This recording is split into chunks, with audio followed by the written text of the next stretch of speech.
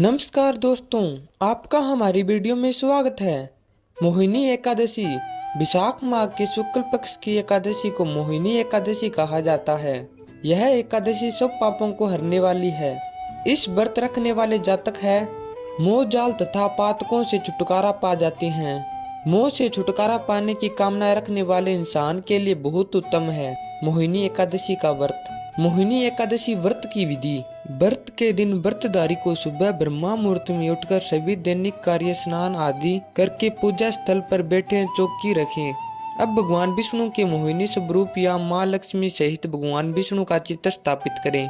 उनके सामने हाथ जोड़कर व्रत का संकल्प लेकर पूजा शुरू करें। घी का दीपक जलाकर धूप दीप निवेद पुष्प अक्षत और प्रसाद चढ़ाएं।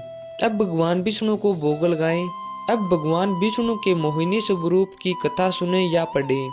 इसके बाद भगवान विष्णु की आरती करें। व्रती भगवान के भोग के लिए तुलसी दल अवश्य शामिल करें, क्योंकि बिना तुलसी के विष्णु भगवान भोग स्वीकार नहीं करते हैं। इसके बाद पूरा दिन फलाहारी व्रत रखें। अगले दिन पारण के लिए शुभ मुहूर्त में पारण करके व्रत को तोड़ें। जरूरतमंद को भोजन कराकर अन्न ग्रहण करें। मोहिनी एकादशी की कथा। यह कथा में ऋषि वशिष्ठ ने रामचंद्र जी को कही थी। एक समय श्री राम बोले कि हे गुरुदेव, कोई ऐसा व्रत बताइए जिससे समस्त पाप और दुख नाश हो जाए। मैंने सीता जी के वियोग में बहुत दुख भोगे हैं। मैं ऋषि वशिष्ठ बोले, हे राम, आपने बहुत सुंदर प्रश्न किया है। आपकी बुद्धि अत्यंत शुद्ध तथा पवित्र है। यद्यपि आपका नाम स्मरण करने से मनुष्य पवित्र और शुद्ध हो जाता है, तो भी लोक हित में यह प्रश्न अच्छा है। विशाख मास में जो एकादशी आती है उसका नाम मोहिनी एकादशी है। इसका व्रत करने से मनुष्य सब पापों तथा दुखों से छुटकारा मोहजल से मुक्त हो जाता है। इसकी कथा कहता हूँ। द्युतिमन नामक चंद्रवंशी राजा राज करता था। वहाँ धन धान्य से संपन्न व पुण्यवान धनपाल नामक वैश्य भी रहता था। वह अत्यंत दुर्मालु और विष्णु भक्त था। उसने नगर में अनेक भोजनालय, प्याऊ, कुएं, सरोवर, धर्मशाला आदि बनाए थे। सड़कों पर आम, जामुन, नीम आदि के अनेक वृक्ष भी लगाए थे। उसके 5 पुत्र थे, सुमना, सद्बुद्धि, मेघावी, सुकृति और दृष्टबुद्धि। इनमें से 5वां पुत्र दृष्टबुद्धि महापापी था। वह पितृ आदि को नहीं मानता था। वह वेश्या दूरचारी मनुष्यों की संगति में रहकर जुआ खेलता और पर स्त्री के साथ भोग विलास करता था तथा मंद मांस का सेवन करता था।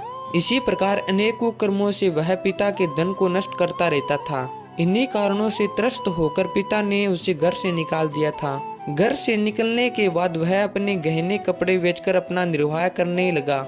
जब सब कुछ नष्ट हो गया तो वेश्या और दूरचारी साथियों ने उसका साथ छोड़ दिया। अब वह भूख प्यास से अति दुखी रहने लगा। कोई सहारा न देख चोरी करना सीख गया। एक बार वह पकड़ा गया तो वेश्या का पुत्र जानकर चेतावनी देकर छोड़ दिया गया, मगर दूसरी बार फिर पकड़ में आ गया। राजा से इस बार उसे कारागार में डाल दिया गया। कारागार में उसे अत्यंत दुख दिए गए। बाद में राजा ने उसे नगरी से निकल जाने का कहा। वह नगरी से निकल वन में चला गया। वहाँ वन्य पशु पक्षियों को मारकर खाने लगा। कुछ समय पश्चात वह बहेलिया बन गया और धनुष बाण लेकर पशु पक्षियों को मारकर खाने लगा। एक दिन भूख प्यास से व्यथित होकर वह खाने की तलाश में घूमता हुआ कौंडिन्य ऋषि के आश्रम में पहुंच गया। उस समय वैशाख मास था और ऋषि गंगा स्नान कर आ रहे थे। उनके भीगे वस्त्रों के छिंटे उस पर पड़ने से उसे कुछ सद्बुद्धि प्राप्त हुई।